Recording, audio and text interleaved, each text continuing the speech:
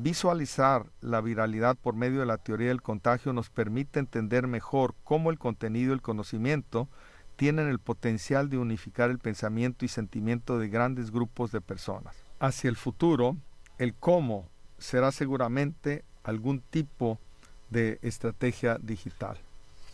Castells también propone que los eventos políticos mismos se basan en una comunicación socializada o la habilidad para influenciar el pensamiento en la esfera pública. Sin embargo, durante el siglo pasado, la manera y escala en que estos han ocurrido cambiaron drásticamente.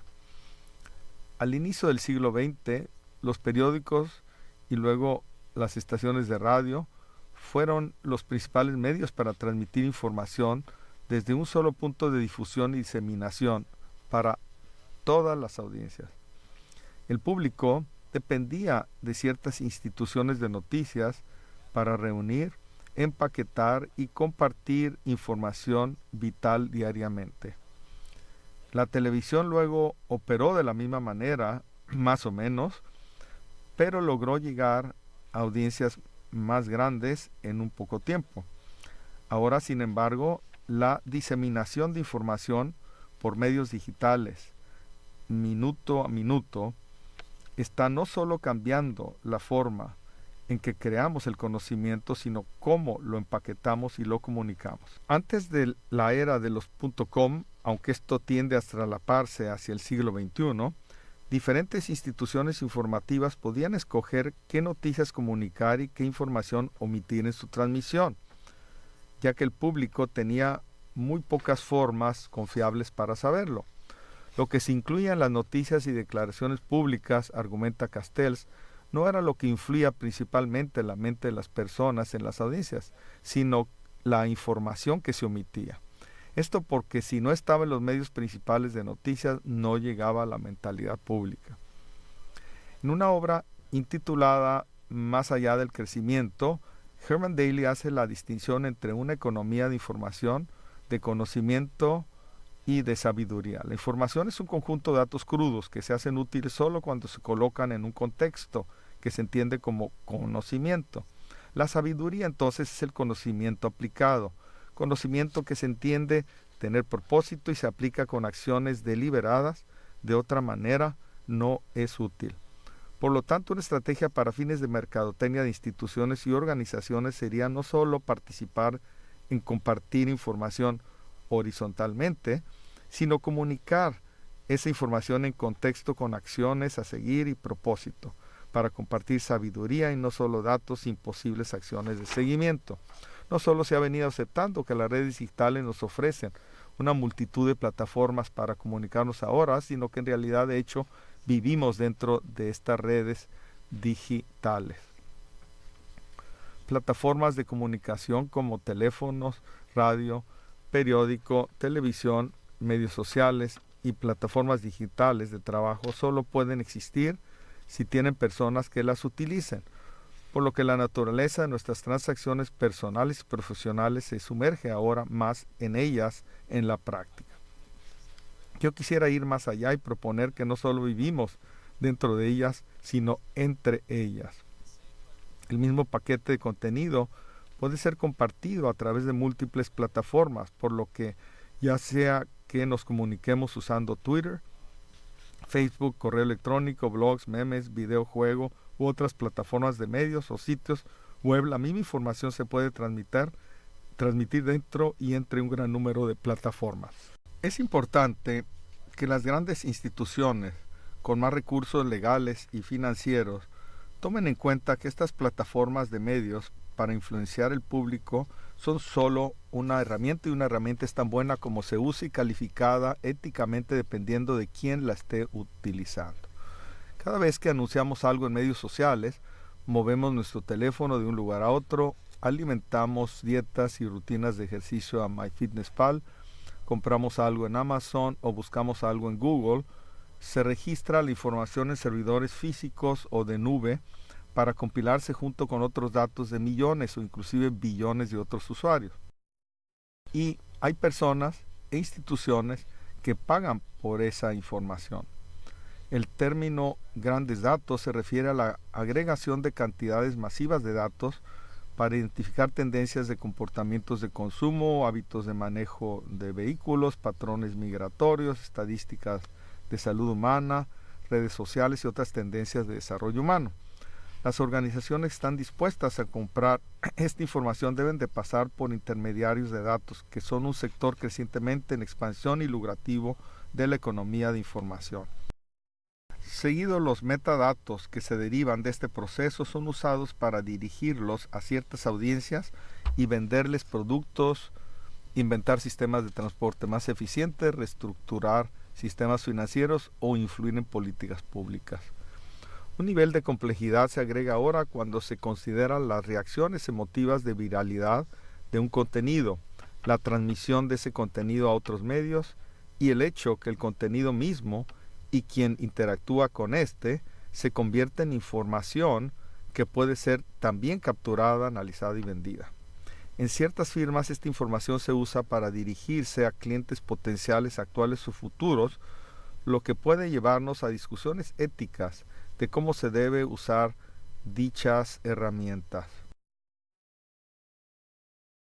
Debemos evitar usar los grandes datos para implementar tácticas depredadoras de mercadotecnia con audiencias de diferentes partes del mundo que quizá no estén preparadas. ¿Quién es el objetivo y quién está dirigiendo el mensaje puede definir si el uso de este concepto se justifica o no para mensajes de interés público o comercial?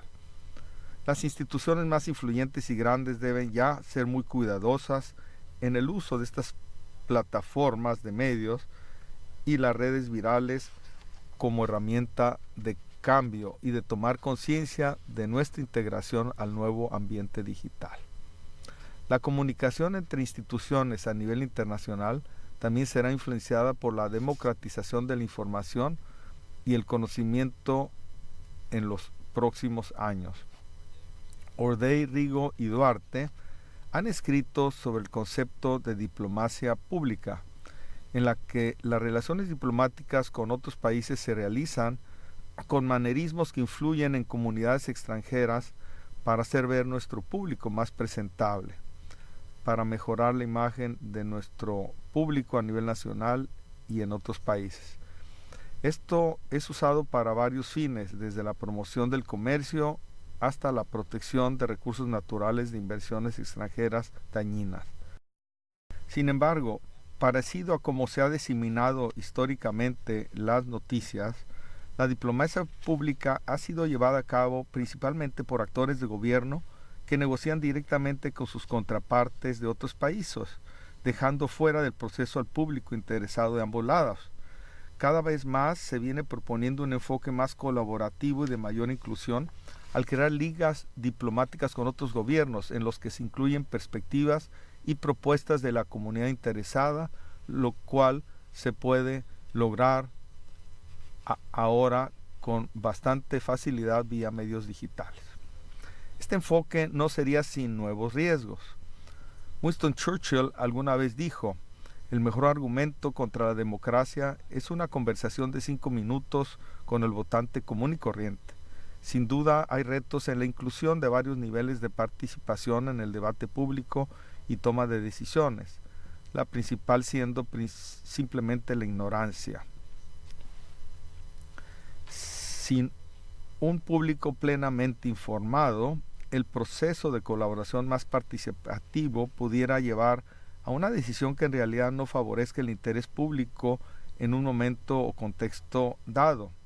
El proceso de mitigación aquí sería, entonces, diseminar información crítica de manera fácilmente entendible, haciendo uso de flujos de contenidos virales en múltiples medios y estructuras horizontales de redes que permitan comunicar los mensajes básicos de importancia global entre grupos y no solo dentro de ellos. Regresando a la teoría del contagio, esto sería más exitoso si el contenido de la información que se comparte fuera menos compleja y más básica, para que el común denominador de la audiencia sea el mayor beneficio público posible para todos.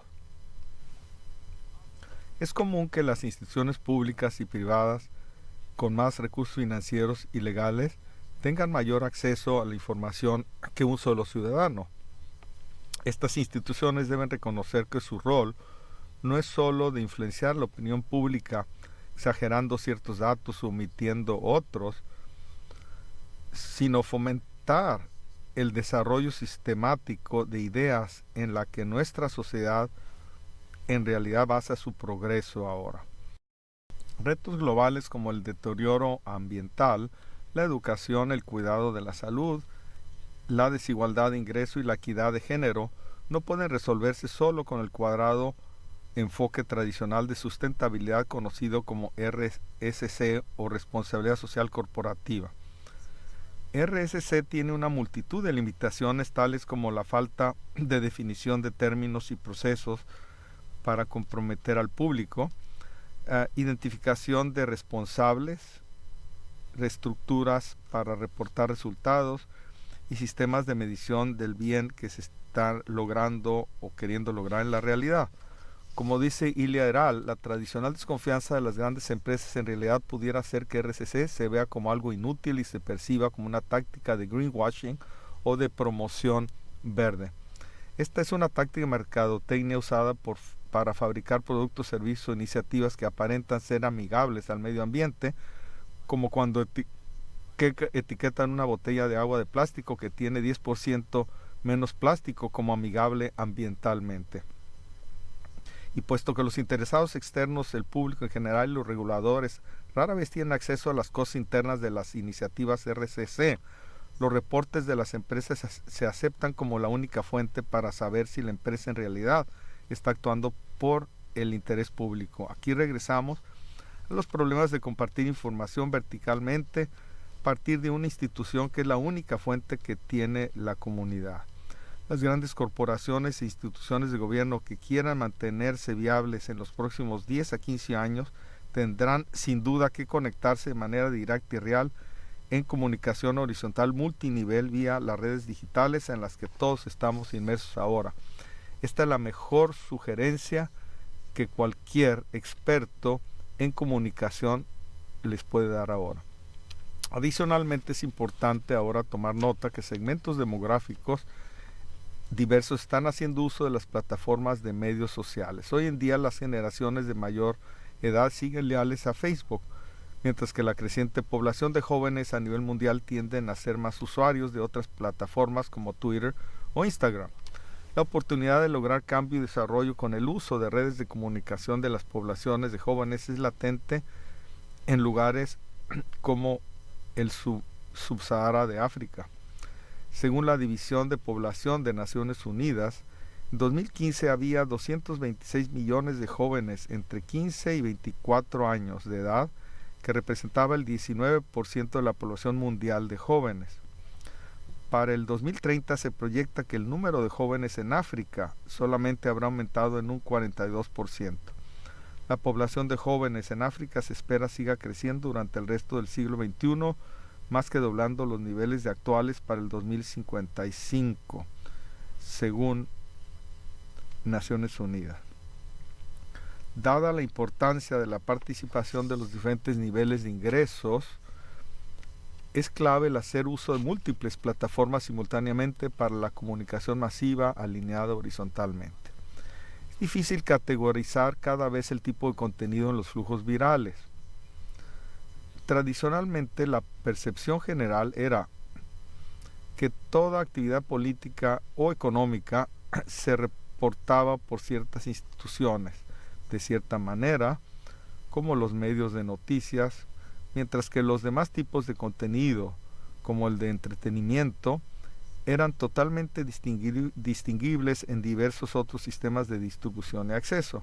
Karpin y Williams consideran que a través de este marco de percepción, la política es una actividad autocontenida en la que los ciudadanos pueden participar o aprender solo a ciertas horas del día o del año y vía ciertos medios solamente. El entretenimiento, los juegos o el consumismo en medios se diferencian de los mensajes globales tanto en contenido como por los medios de distribución utilizados. Los medios de entretenimiento seguido contienen mensajes informativos y políticos y seguido alcanzan a llegar a grandes audiencias. Aparte del uso de medios sociales, este es un buen ejemplo de otras maneras en que las grandes instituciones públicas y privadas pueden conectarse con el público en general, puesto que las creencias políticas seguido están asociadas con valores culturales o principios éticos muy arraigados. El entretenimiento se integra a estos valores y principios al difundir mensajes a través de grupos, muchas veces usando eventos o personas en contextos de la vida real. En este proceso, el contenido de entretenimiento tiende a promover el debate constructivo, la crítica de instituciones públicas y a generar otra información de interés en formatos fácilmente digeribles. Independientemente de la población de interés y aunque el efecto deseado de la teoría del contagio es la difusión de contenido viral para el cambio social, el pensamiento de grupo es una fácil trampa en la que todos podemos caer. Este pensamiento de grupo, similar al efecto de contagio, es el proceso de hacer a un lado nuestros propios pensamientos y emociones para alinearlos con lo que el grupo piensa o crea, para no vernos como foráneos, amenazas o minoría. Es la tendencia a unirnos al consenso de grupo con objeto de ser aceptados. Aunque la acción unánime a nivel individual sería el efecto final deseado de la difusión de un contenido viral para lograr un cambio social, esa acción acordada debe surgir de una serie de debates, de la discusión de ideas, la reconfiguración de lo que se conoce o la modificación de las estructuras organizacionales. Solo hasta después de esto, habiendo probado, cuestionado y confirmado que las ideas propuestas funcionan para resolver problemas en contextos específicos, serán reconocidas y generarán un creciente contingente de participantes para crear un movimiento o cambio. Cada participante en la nueva economía digital del conocimiento global está obligado, por lo tanto, a compartir información que fomente el debate, a ser conducto de contenidos virales que reten, inspiren y amplíen nuestra perspectiva, promoviendo a la vez la cooperación, y a ser generador de reacciones emocionales que lleven a la acción, definiendo claramente cómo realizarla. En el nuevo ambiente digital de verificación mutua y registro de transacciones entre usuarios de las redes, una ventaja adicional es el poder llevar estadísticas y nuevos sistemas de medición sobre cómo cierta información o nuevo conocimiento impacta cierta población o influencia las interacciones entre grupos. Esto suponiendo que se ha extraído suficiente información sobre dicha población o grupos para darle contexto y posicionamiento, ya que los flujos de contenido solo tienen sentido en un contexto